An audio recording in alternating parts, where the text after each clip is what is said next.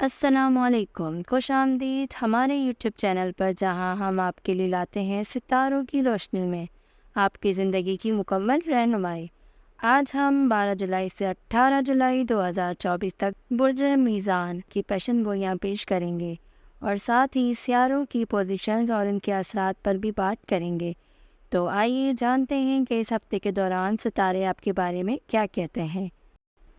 برج میزان، سیاروں کی پوزیشن: سورج 10ویں گھر میں، چاند 3رے گھر میں، مشتری 5ویں گھر میں، زائرہ 11ویں گھر میں، مریخ 11ویں گھر میں، عطارد 11ویں گھر میں، زحل 6ٹھے گھر میں، پلوٹو 4تھے گھر میں، یونس 8ویں گھر میں، نیپٹون 6ٹھے گھر میں۔ برج میزان، خوش قسمت نمبر 6، خوش قسمت رنگ ہلکا نیلا، اسلامی اسم اعظم یا ودودو، صدقہ درخت لگانا، روحانی وظیفہ یا ودودو یا ذوالعرش المجید۔ یہ وظیفہ روزانہ 21 مرتبہ آپ نے پڑھنا ہے ہر نماز کے بعد۔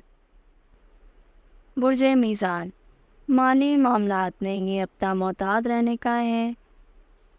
سورج کے 10ویں گھر میں ہونے کی وجہ سے آمدنی میں اضافہ ہو سکتا ہے، تاہم بڑے مالی فیصلوں میں احتیاط برتیں اور غیر ضروری اخراجات سے گریز کریں۔ کیریئر کے حوالے سے یہ ہفتہ ملے جلے اثرات کا حامل ہو سکتا ہے۔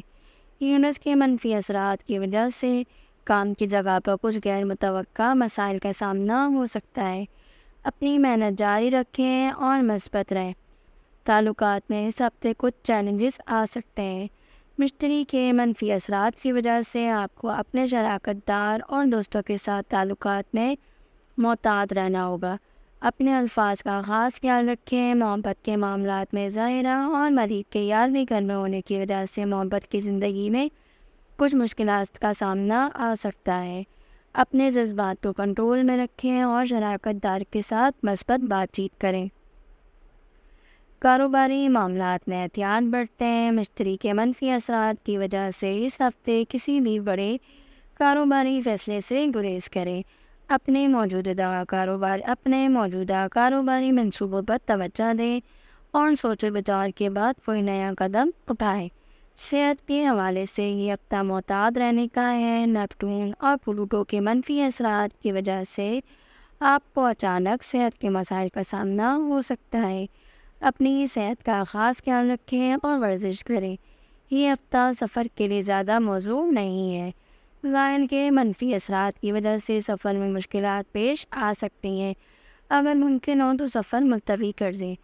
تجارتی معاملات میں محتاط رہیں۔ پلوٹو کے منفی اثرات کی وجہ سے اس ہفتے کسی بھی بڑے تجارتی فیصلے سے گریز کریں۔ مارکیٹ کی صورتحال کا تجربہ کریں اور درست وقت کا انتظار کریں۔